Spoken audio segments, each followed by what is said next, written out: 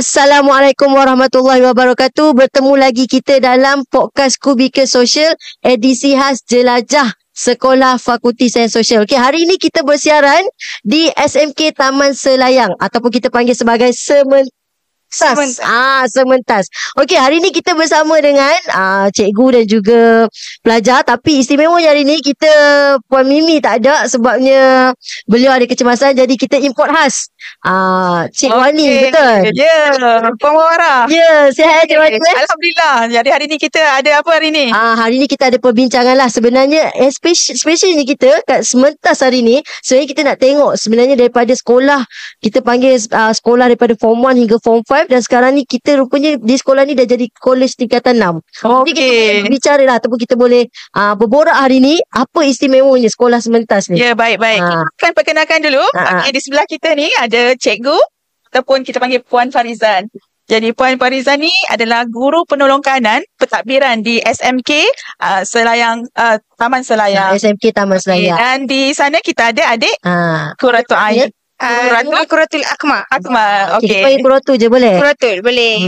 Okey, Quratul. Okey, ni adik Quratul ni awak semester 3 betul? Semester 3 betul. Tingkatan 6. Tingkatan 6. Alright. Okey, saya terus kepada cikgu lah. Boleh Cikgu Farizan? boleh. Saya panggil cikgu ke Puan? Boleh je? Panggil cikgu pun boleh. Okey, alright. Cikgu Farizan, kalau katalah kan, okey, sebabnya sebenarnya saya sangat tertarik dengan, yelah, orang kata satu perubahan ataupun evolusi yang dibawa oleh, mungkin ini pun salah satu mandat daripada KPM juga, yang menempatkan sekolah menengah kebangsaan Taman Selayang ni sebagai kolej tingkatan 6. Mungkin cikgu boleh ceritakan satu evolusi tu daripada tahun bila bermulanya. Apa satu orang kata perubahan tersebut? Okey, baiklah. Sebenarnya penubuhan kolej tingkatan 6 ini memang telah pun berada di bawah perancangan KPM. Okey, apa yang berlaku dekat sini, kita merupakan kolej tingkatan 6 yang pertama di daerah Gombak. Jika sebelum ni di Gombak kita tidak ada kolej tingkatan 6, tapi kita ada banyak pusat tingkatan 6 yang scattered lah, yang merata-rata di Gombak ini. Jadi bagi menyahut cabaran KPM jugalah, so PPD Gombak telah berjaya menubuhkan sebuah kolej tingkatan 6 yang mana dia telah pun bermula daripada tahun 2022. 2022 kami dari 4 buah sekolah berpindah ke sini ke arah penubuhan kolej tingkatan 6 lah, bagi mewujudkan satu suasana pembelajaran yang bertaraf tingkatan 6 lah. Okey, so maknanya cikgu-cikgu masih kekal di sini ataupun ada cikgu yang berpindah juga? Yelah, sebab sebelum ni Form 1 hingga Form 5 kan. Jadi kalau cikgu hingga Form 6, jadi cikgu yang Form 6 kekal di sini kan, ataupun cikgu yang lain tu macam mana? Sebenarnya di sekolah ini pada asalnya langsung tidak ada tingkatan 6. Tidak ada tingkatan 6. Jadi kami cikgu-cikgu tingkatan 6 dari 4 buah sekolah berpindah ke sini secara berperingkat. Baik. Bermula dari tahun 2022, di mana penyuraian juga berlaku secara berperingkat lah. Okay, penyuraian pelajar tingkatan 1 tidak diambil lagi. Penyuraian pelajar tingkatan 3, dan apabila pelajar habis Form 5 dan ada Form 5 yang seterusnya dari tingkatan 4 sehinggalah tamat. Dan batch yang terakhir mengambil SPM adalah pada tahun 2023. 2023. Dan akhirnya pada tahun 2024 kami beroperasi sepenuhnya dengan pelajar tingkatan 6 sahaja. Jadi cikgu, ada tak cabaran di sekolah ni kan, bila dah berubah kan dari segi berevolusi lah daripada pengurusan untuk menguruskan pelajar daripada tingkatan 1 hingga tingkatan 6, kemudian hanya menguruskan pelajar tingkatan 6 sahaja. Adakah lebih mudah ke, kita lebih payah ke, ataupun dari segi pengurusan sekolah itu sendiri, kemudahan di sini? Sebab saya sebagai guru tingkatan 6 pun berasal dari sekolah yang bersama dengan arus perdana lah, di mana kita hanyalah satu unit yang kecil lah dalam sekolah itu, di mana banyak program-program kami akan terlibat juga dengan arus perdana, dan ada program kami sendiri. Jadi kami ada kesuntukan masa lah kadang-kadang untuk mengejar silibus dan sebagainya. Jadi bila kita berada di bawah unit tingkatan 6 sahaja, so kita lebih fokus. Lebih fokus. Kita hanya terlibat dengan program-program yang berkaitan dengan tingkatan 6 sahaja. Jadi kita tak terlibatlah dengan perkara-perkara yang berkaitan dengan arus perdana. Jadi kita lebih berfokus. Jadi cikgu-cikgu lebih dapat concentrate lah dengan tingkatan 6 sahaja. Menarik kan? Okey, untuk Quratul kan, okey, di saat dikala rakan-rakan anda semua memilih nak melangkah ke Institut Pengajian Tinggi kan, kenapa awak memilih tingkatan 6? Kalau saya lebih kepada saya nak cepat masuk degree. Okey. Dalam bidang yang saya minat. Sebab tu saya ambil STP sebab STP dia setahun setengah sahaja. Walaupun nampak singkat tapi sebenarnya panjang perjalanan dia sebenarnya. Saya lebih kepada itulah. And then pembelanjaan pun tak tinggi. Rumah pun dekat. So parents saya lebih senang lah. Saya masih ada depan mata. Nanti baru hantar. Alright. So cita-cita awak nak jadi apa? Yelah bila awak dah masuk tingkatan 6 mesti awak dah tahu kan lepas ni nak sambung apa dan apa cita-cita awak? Saya memang nak jadi seorang fotografer. Sebabkan itu saya sambung ICT. So at least saya dah ada basic-basic sikit lah pasal komputer, buat-buat coding sikit. So saya nak membuka minda, saya nak masuk fotografi. Dan fotografi tu luas. So paling singkat saya ambil ICT. Dan saya sambung ke fotografi lah untuk masuk universiti. Dan kalau awak berminat sebenarnya kita dekat UIS pun kita ada juga kos yang melibatkan orang kata fotografi ni juga. Kita ada ijazah sarjana muda komunikasi penyiaran. Which is awak akan belajar lah macam mana nak handle kamera, editing. Kalau kata dekat fakulti sains sosial pun kita ada kalau awak minat. Yelah kalau awak minat untuk bercakap ke ataupun menjadi PR kita ada English with Corporate Com. Betul. Alright. Okay. So kalau cikgu kan bila cikgu melihat orang kata satu perubahan ataupun evolusi yang berlaku dalam pandangan kiraan cikgu lah bila cikgu berpindah ke sini apa yelah yang membawakan orang kata istimewanya sekolah ni yang dipilih menjadi sebagai kolej tingkatan 6 tu. Kalau cikgu boleh share kan. Sekolah ni terpilih untuk menjadi kolej tingkatan 6. Satunya tentulah berkaitan dengan dia punya lokasi lah. Lokasi paling strategik yang sesuai bagi pelajar-pelajar dari sampai ke Gombak sana tu sehinggalah ke Kepong. Jadi pelajar-pelajar datang daripada lokaliti Gombak hingga ke Kepong. Jadi nampaknya sekolah ni paling strategik lah.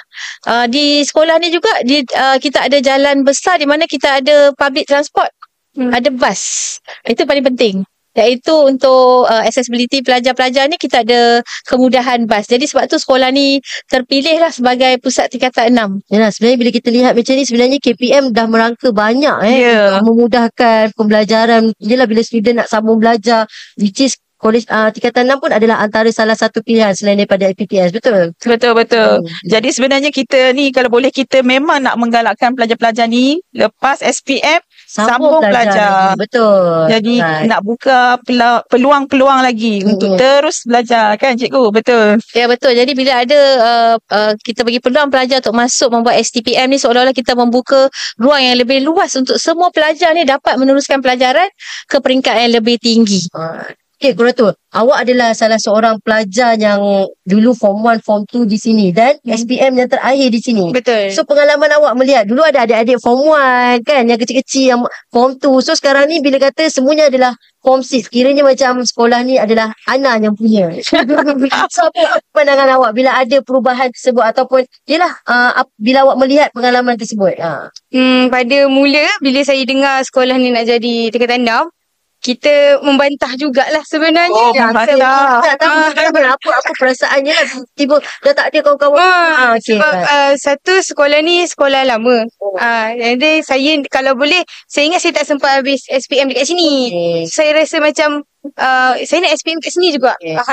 So bila dah lama-lama tu kita dapat adapt. Bila Form 6 dah masuk, kita macam okay tak apalah, kita macam beralah lah. And then bila kita sempat SPM di sini, dia sedih sebab kita jadi senior tapi kita tak ada junior kita. Kita macam dia jadi kosong sekolah ni sebab tinggal batch saya saja dan Form 6 pada waktu tu tak berapa ramai. Diorang baru je masuk. And then kita orang macam sekolah ni kita orang pergi sini jemput muka ni. So dia tak ramai. Bila dah masuk Form 6 ni, saya masuk Sem 1, ada kakak senior, ada abang-abang senior. So bila macam tu macam okay tak apalah, kita ada orang atas, ada senior. So bila kita jadi senior, kita ada junior lah. So kita jadi macam berubah tu, nak kata sangat berubah tak adalah. Sekolah ni masih lagi sama. Cikgu-cikgu yang berubah, pentadbir pun berubah. So saya rasa macam perubahan yang baik lah. Alright. Dia bukanlah membantah sebenarnya, tapi sebab rasa sayang terhadap sekolah ni. Lepas tu rasa macam dia dia nak habiskan juga form 5 di sekolah ni, nak jadi alumni sementara sebenarnya kan. Alhamdulillah bila KPM dah menentukan tu, adalah hala tuju yang lebih baik untuk pelajar-pelajar kita. Betul. Jadi cikgu kan, tadi cikgu kata kita kalau boleh nak bagi pelajar lebih berminat lah nak menyambung pelajaran kan. Jadi apa lagi cikgu rasa usaha-usaha yang sekolah telah lakukan lah nak bantu pelajar ni lagi tahu hala tuju dia sebenarnya selepas habis belajar, selepas STPM, sebenarnya apa lagi program-program yang sekolah dah rangka ataupun dah rancang untuk bantu lagi pelajar ni tahu nak memilih apa program pengajian yang seterusnya, contohnya untuk dia lebih pada hala tuju selepas STPM lah. Betul cikgu. Okey, sebenarnya STPM ni memang di bawah kategori pra-university lah. Di mana kita memang setaraf dengan asasi dan matrikulasi. Betul. Cuma di sini kita beri peluang kepada lebih ramai pelajar untuk masuk. Kita tapisan dia lebih minimum kan, dan peluang tu kita beri kepada semua pelajar. Jadi kat sini kita nak mereka sambung STPM ni dengan ada hala tuju yang tertentu lah. Maksudnya bukan sekadar setakat kita nak duduk ambil STPM saja. Jadi kita nak memang dia menyambung pengajian dia ke peringkat yang lebih tinggi. Jadi sebab itu kita di bawah unit bimbingan dan kaunseling, memang kita banyak menyempur IPTA dan IPTS untuk memberikan pendedahan kepada pelajar-pelajar ni lah. Apakah kursus-kursus yang bersesuaian dan apakah pakej-pakej mata pelajaran yang bersesuaian untuk mereka ambil lah. Dekat sini kita ada pelbagai pakej mata pelajaran. Jadi setiap pakej ni tentulah sesuai untuk apakah kursus-kursus yang boleh mereka ikuti kemudian lah. Jadi memang sepanjang tahun kita memang merangka takwim bagi pelajar-pelajar ni menyediakan mereka lah untuk mencapai hala tuju dia orang tu. Jadi memang banyaklah sekolah dah merancang program-program untuk menanamkan minat. Kita tak nak diorang stop di STPM lah. Betul, pastinya cikgu. kita nak mereka melangkah setapak lagi ke depan. Kadang-kadang pelajar ni dia nak sama belajar kan, tapi kadang-kadang dia tak tahu apa hala tuju yang dia nak sampai selepas dia belajar tu kan. Kadang-kadang dia tak tahu apa potensi bakat dia, menyebabkan dia tak tahu apalah saya nak sambung lepas belajar ni, apa program yang sesuai dengan saya. Jadi kita perlukan guru-guru ni lah sebenarnya untuk bantu anak-anak didik kita ni kan, supaya tahu selepas dia habis STPM mana dia nak sambung supaya dia jelas lah perjalanan tu. Itulah peranan kami cikgu-cikgu ni, bukan sekadar menyediakan dia orang untuk STPM lah. Pastinya untuk menyediakan dia orang untuk melangkah lebih jauh. Jadi dekat situ yang kita akan sentiasalah mendedahkan pelajar-pelajar ni apakah kursus-kursus bersesuaian. Kadang-kadang yang betul sehingga ketika tak pun kadang-kadang pelajar ni dia tak tahu nak jadi apa. Kan, cikgu. Jadi dekat situlah mungkin perjumpaan lebih kerap dengan unit bimbingan dan kaunseling. Betul. Sebab tu kita membuka ruang dekat sini. Unit bimbingan dan kaunseling bukannya untuk mendengar masalah pelajar ni saja. Tapi lebih kepada peluang kerjaya. Laluan kerjaya untuk diorangkan. Jadi dekat sini unit bimbingan dan kaunseling kita ni lebih fokus dengan kerjaya lah banding macam masalah selalunya tidak ada begitu serius seperti harus perdana. Tetapi more tu tentang laluan kerjaya dia orang. Betul, cikgu. Penting kan cikgu kan pendedahan tu. Selalunya perjumpaan dia orang dengan kaunselor ni lebih kepada untuk mendapatkan panduan-panduan apakah kursus yang akan mereka sesuai untuk dia orang ikuti. Betul, saya rasa guru kaunseling ni ataupun kaunselor ni sebenarnya dia sentiasa membuka pintu untuk pelajar-pelajar tu sebenarnya datang, berjumpa, bertanya soalan supaya dia boleh bersembang-sembang apa lagi saya boleh sambung belajar selepas ni kan. Betul cikgu. Sebab sebagai guru mata pelajaran kita kadang-kadang tak sempat kan bertanya dengan pelajar ni nak jadi apa. Jadi sebab tu kita membuka ruang lah di bilik kaunseling ni bukan untuk pelajar yang bermasalah, tapi sebaliknya untuk pelajar yang memang nak mengembangkan lagi dia orang kejayaan yang dia orang nak pilih kan. Betul. Korang tu kalau tengoklah kan stigma yang mengatakan STPM ni susah. So macam mana awak nak cuba orang kata tu menghapuskan stigma ni di kalangan rakan-rakan awak? Kan, betul kan. Selalu saya biasalah dengar orang kata STPM susah. Nanti so apa sebenarnya? Memang betul-betul susah ke atau macam mana sebenarnya? Kalau dari pandangan saya sebagai seorang student, saya rasa STPM tu memang susah sebenarnya. Dia ikut student lah. Ada orang yang cakap ada STPM senang je. Buat exam macam SPM. Tapi pada saya susah tu dari segi pembelajaran. Kita nak mengingat, kita nak menghafal, kita nak faham. Lepas tu kita nak menulis dalam exam. Benda tu nampak sama dengan SPM semua. Tapi kesusahan dia tu kalau saya cakap budak STPM je lah yang tahu macam mana susah tu. Lagi satu sebab pun beralih kos. Betul, beralih kos. Aliran kan. Betul. Aliran sebelum ni SPM. SPM saya sebenarnya science stream. Okay, science stream. Awak di SPM?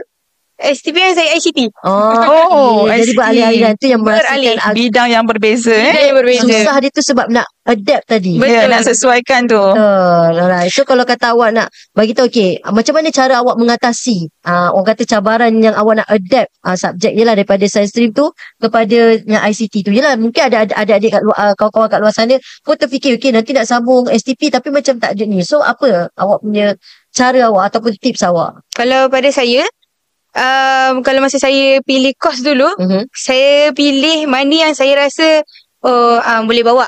Sebab saya memang tak nak sambung science stream. Okay. Tapi saya macam kat sini ada sejarah, ada BM, ada perniagaan ekonomi. So saya fikir saya tak pernah ambil ekonomi dengan perniagaan. Saya lebih kepada saya nak try lah. And then lagi satu dekat universiti nak sambung bidang fotografi, dia ada subjek business juga. Ekonomi juga. So saya macam ada kait rupanya. So saya macam tak salah. Saya punya pilihan tu tak salah lah untuk ambil ekonomi dengan perniagaan. Baguslah. Kalau tu ni sebenarnya dia dah ada visi dan misi dalam kehidupan dia tahu. Dia dah tahu dah apa dia nak jadi lepas ni. Dan kata tadi dia nak kejar untuk menjadi seorang fotografer yang orang kata nanti insyaAllah akan menjadi seorang fotografer yang hebat. So awak dah tahu dah kos apa yang awak akan ambil nanti. So ini adalah antara contoh di mana adik-adik kat luar sana macam mana kita nak menentukan, kita kena tahu apa yang cita-cita kita nak capai. Betul. Bagaimana kita nak capai cita-cita tersebut. Ya. Penting kan? Alright cikgu, kalau saya boleh tahulah kan, kalau cikgu boleh bagikan saya dalam 3 perkataan, apa istimewanya sementas ni? Ya. Orang kata jelah 3 perkataan untuk menggambarkan sementas ni daripada segi cikgunya ke ataupun suasana dia ke, 3 perkataan yang sesuai nak digambarkan sementas ni. 3 gambaran 3 perkataan yang gambarkan yang menggambarkan sekolah ni. Pelajar-pelajar di sekolah di sekitar Gombak ni boleh memilih sementas untuk sambung belajar. Untuk sambung STPM di sini. Apa istimewanya? Gurunya ke, persekitarannya ke? Okay. So dekat sini bagi seorang pelajar tu bagi dia tertarik dengan sesebuah sekolah tu apabila memang kita fokus pada ilmu, jati diri dan juga kegemilangan. Kegemilangan. Menarik perkataan tu. Menarik kegemilangan. Asal lama dah tak dengar kegemilangan tu. Alright. Okay, so kalau kata awak pula, kalau yelah kawan-kawan dekat luar sana kan, bila awak tengok mereka mungkinlah ada yang dah menentukan hala tuju hidup diorang sendiri kan. Kalau awak dekat sini pula, bagaimana awak menggambarkan sementas ni? 3 perkataan juga. Sementas. Pada saya susah lah untuk saya sebab yelah saya pada form 1 kat sini. Okay. Kalau pada saya sementas ni memories. Memori. Awak ni Allah saya betul awak sekolah ni. Memori tercipta di sini. Banyak memori yang tercipta. Kenapa? Sebab fotografer sebab saya nak menyimpan memori. Orang tak tahu memori tu tercipta. Dia kan bukti yang memori tu tercipta. Itulah. Tadi kembali balik. 3 perkataan. Memories, seronok. And lagi satu selesa. Selesa. Lagi satu? Seronok. Memori. Seronok. Selesa. Nampak tu adik-adik kat luar sana. Walaupun awak belajar yelah dekat sini, walaupun kita kata mungkinlah campus life tu akan ada rasa kebebasan tu sedikit, tapi lebih kurang sama. Lebih kurang je kan sebenarnya STPM dengan universiti. Apa-apa pun tak kisah awak nak belajar kat tingkatan 6 ke, awak nak sambung dekat mana, yang penting kena sambung belajar. Betul. So cikgu kalau kata-kata nasihat yang terakhir yelah penonton kita kan, apa galakan cikgu untuk sambunglah belajar, betapa pentingnya kita kena sambung belajar ni sekarang ni. Pada saya lah, walaupun apa pun cita-cita pelajar itu, tetapi yang terbaik itu adalah apabila mereka menyambung pelajaran ke peringkat yang lebih tinggi. Betul. Ini selain daripada asasi, selain daripada matrikulasi, jadi kita ada laluan tingkatan 6. Okey. Ini yang di bawah pra-universiti dah bagi mereka untuk menyambung pelajaran. Okey. Untuk korang tu ada kata-kata terakhir. Untuk junior-junior lah. Junior, silakan pesanan untuk junior. Jangan takutlah untuk masuk STPM. Tak ada pun, tak susah sangat pun lah STPM ni. Yang penting belajar. Betul. Satu lagi saya rasa dari segi pengurusan masa kan. Pengurusan masa kena pandai. Ya, betul. Okay, nampaknya kita dah dapat hint daripada matahari. Sebelum saya akan mendapat cahaya matahari, cahaya nur yang lebih lagi. InsyaAllah kita berjumpa lagi dekat dalam siri jelajah sekolah Fakulti Sains Sosial yang kita bawakan khas dalam Kubikal Sosial Podcast. Alright, terima kasih banyak. Assalamualaikum. Bye.